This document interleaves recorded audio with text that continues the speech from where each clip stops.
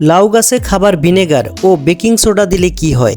সুপ্রিয় দর্শক, আজকে খুবই ব্যতিক্রমধর্মী একটি ভিডিও নিয়ে হাজির হয়েছি, যা আপনারা আগে কখনো দেখেননি। প্রিয় দর্শক, আপনার লাউ বা লেবু গাছের পাতা কি কুঁকড়িয়ে যাচ্ছে? তাছাড়া আপনার লাউ গাছে কি প্রচুর পরিমাণে স্ত্রী ফুল দেখতে চান? অথবা আপনার লাউ গাছে অনেক স্ত্রী ফুল আসে, কিন্তু সেই স্ত্রী ফুলগুলো একটা সময় আর থাকে না। এবং আপনার বাগানের লেবু গাছগুলোর পাতা কি কিছুদিনের মধ্যে হলুদ হয়ে ঝরে যায়? আপনার লাউ বা লেবু গাছে পাউডারি মিল্ডিউ, ডাইনি মিল্ডিউ বা মিলিবাগ পোকার আক্রমণ বৃদ্ধি পেয়েছে? তাহলে আজকের এই ভিডিও দেখলে সঠিক সমাধান পেয়ে যাবেন। কেননা আপনার পছন্দের লাউ গাছ বা লেবু গাছগুলো রক্ষা করার চমৎকার কিছু পরামর্শ দিতে যাচ্ছি। আসসালামু আলাইকুম বন্ধুরা, আপনারা দেখছেন আধুনিক কৃষি তথ্যভিত্তিক ইউটিউব চ্যানেল অ্যাগ্রো36। কৃষি ও গার্ডেনিং সম্পর্কে নিয়মিত আপডেট পেতে চাইলে চ্যানেলটিকে সাবস্ক্রাইব করে রাখার অনুরোধ রইল। চলুন তাহলে শুরু করি। শুরুতেই আমাদের প্রয়োজন হবে ভিনেগারের, যেটি আমরা রান্নার কাজে অথবা খাবার সুরক্ষিত রাখার কাজে ব্যবহার করে থাকি। তারপর দ্বিতীয় যে উপকরণটি প্রয়োজন হবে সেটি হলো বেকিং সোডা। তার সাথে আরেকটি উপকরণ প্রয়োজন হবে, সেটি হলো লবণ, যেটি আমরা রান্নাবান্না ও খাওয়ার কাজে ব্যবহার করে থাকি। এর পাশাপাশি আমাদের প্রয়োজন হবে ডিমের খোসার গুঁড়ো। ডিমের খোসায় প্রায় 40% ক্যালসিয়াম থাকে। এতে বোরন, ম্যাগনেসিয়াম, ম্যাঙ্গানিজ, তামা, লোহা, মলিবডেনাম, সালফার, জিঙ্ক ইত্যাদি অনেক ধরনের মাইক্রো উপাদান রয়েছে। ডিমের খোসা সার হিসাবে চমৎকার। যারা বাগান করেন তাদের সবচেয়ে বড় চ্যালেঞ্জগুলোর একটি হলো কীটপতঙ্গ। রাসায়নিক কীটনাশক ব্যবহার না করে গাছকে পোকামাকড় থেকে বাঁচানোর জন্য প্রাকৃতিক উপায় খোঁজে অনেকেই।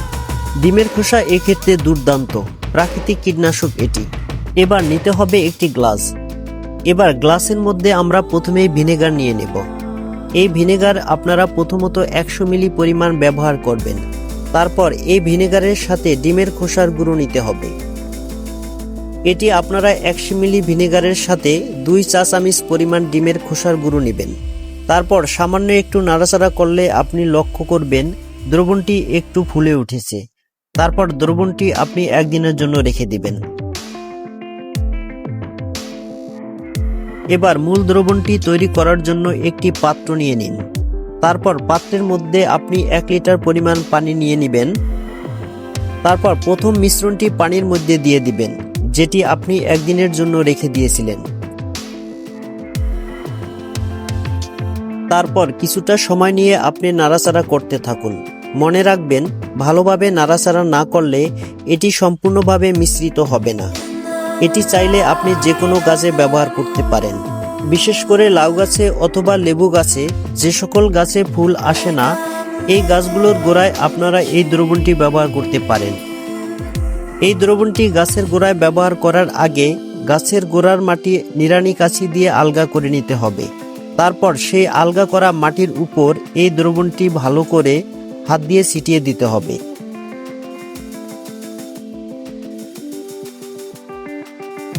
সুপ্রিয় দর্শক, যদি আপনার লেবু গাছের পাতার উপর লিভ মাইনার দেখা যায়, আবার অনেকের লাউ গাছের মধ্যে বিভিন্ন ধরনের পোকার উপদ্রব, যেমন ফল ছিদ্রকারী মাছি পোকা, পাউডারি মিল্ডিউ, ডাইনি মিল্ডিউ এবং মিলিবাগ পোকা দেখা যায়।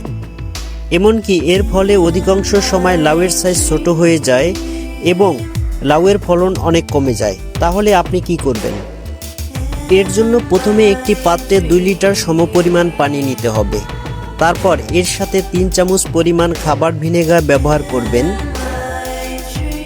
তারপর একটি কাঠির সাহায্যে ভালোভাবে পানির সাথে ভিনেগার মিশ্রিত করে নিতে হবে। তারপর এর সাথে 3 চামচ বেকিং সোডা মিশ্রিত করবেন।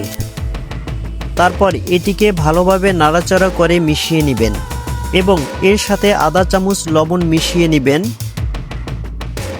এবং কিছু সময় ভালোভাবে নাড়াচাড়া করে গলিয়ে নেবেন। তারপর এটিকে একটি স্প্রেয়ার বোতলে ভরে গাছে স্প্রে করতে পারেন।